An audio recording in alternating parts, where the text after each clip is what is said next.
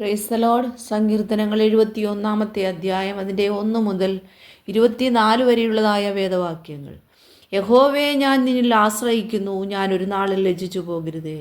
നിന്റെ നീതി നിമിത്തം എന്നെ ഉദ്ധരിച്ച് വിടുവിക്കണമേ. നിന്റെ ചെവി എങ്കിലേക്ക് ചായ്ച്ച് എന്നെ രക്ഷിക്കണമേ. ഞാൻ എപ്പോഴും വന്നു പാർക്കേണ്ടതിന് നീ എനിക്കുള്ള ഉറപ്പുള്ള പാറയായിരിക്കണമേ. എന്നെ രക്ഷിപ്പാൻ നീ കൽപ്പിച്ചിരിക്കുന്നു. നീ എൻ്റെ പാറയും എൻ്റെ കോട്ടയും ആകുന്നുവല്ലോ. എൻ്റെ ദൈവമേ, ദുഷ്ടൻ്റെ കയ്യിൽ നിന്നും നീതികേടും ക്രൂരതയുമുള്ളവൻ്റെ കയ്യിൽ നിന്നും എന്നെ വിടുവിക്കണമേ. യഹോവയായ കർത്താവേ, നീ എൻ്റെ പ്രത്യാശയാകുന്നു. ബാല്യം മുതൽ നീ എൻ്റെ ആശ്രയം തന്നെ. ഗർഭം മുതൽ നീ എന്നെ താങ്ങിയിരിക്കുന്നു. എൻ്റെ അമ്മയുടെ ഉദരത്തിൽ നിന്ന് എന്നെ എടുത്തവൻ നീ തന്നെ. എൻ്റെ സ്തുതി എപ്പോഴും നിന്നെക്കുറിച്ചാകുന്നു. ഞാൻ പലർക്കും ഒരത്ഭുതമായിരിക്കുന്നു. നീ എൻ്റെ ബലമുള്ള സങ്കേതമാകുന്നു.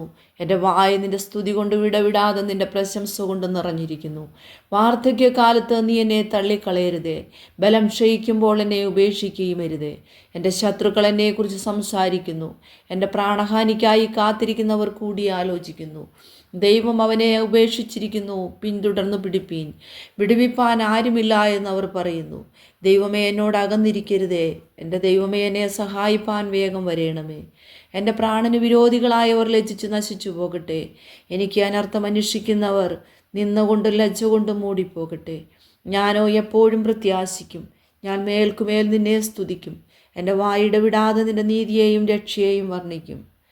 അവയുടെ സംഖ്യ എനിക്ക് അറിഞ്ഞുകൂടാ. ഞാൻ യഹോവയായ കർത്താവിൻ്റെ വീര്യപ്രവൃത്തികളോട് കൂടെ വരും. നിന്റെ നീതിയെ മാത്രം ഞാൻ കീർത്തിക്കും. ദൈവമേ, എൻ്റെ ബാല്യം മുതൽ നീ എന്നെ ഉപദേശിച്ചിരിക്കുന്നു. ഇന്നുവരെ ഞാൻ നിൻ്റെ അത്ഭുത പ്രവൃത്തികളെ അറിയിച്ചുമിരിക്കുന്നു.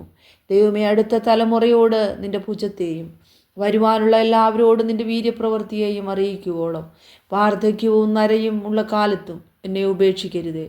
ദൈവമേ, നിൻ്റെ നീതിയും അത്യുന്നതമായിരിക്കുന്നു.